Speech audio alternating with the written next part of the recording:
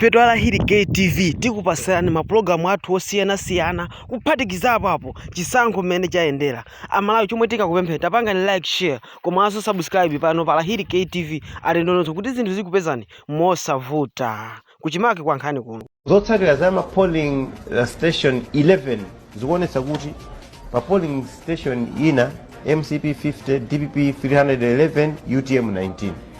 Ina MCP 57, DPP 275, UTM 118. Ina MCP 51, DPP 325, UTM 79. Ina MCP 52, DPP 262, UTM 109. Ina MCP 61, Ina DPP 295, UTM 140. Ina MCP 32, DPP 323, UTM 69. Ina MCP 41, DPP 297, UTM 109. MCP per station Ina MCP 59, DPP 256, UTM 116. Station Ina MCP 59, DPP 292, UTM 97. Station Ina MCP 48, DPP 275, UTM 111.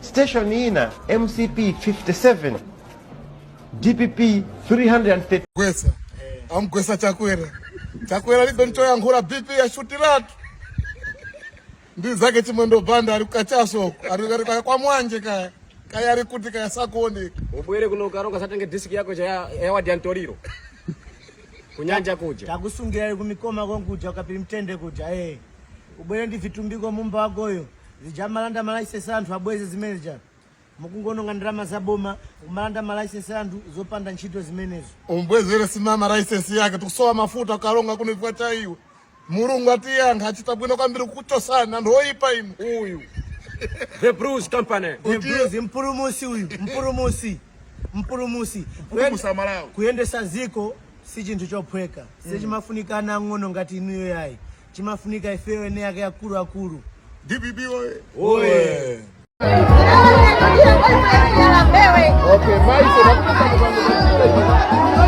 nakuta dumba akufina zinasanga akusema yakana bila kuda vita inu kumala mmatokea kumalaji Baraka kani nimelemeka kumala mukana fodera ngani nakati kuona DPP vita ndekeze tuwaile jala mwamba kani nimene okay nakuta moyo naba sawa yafuse kunimai jomba tukanisani ngani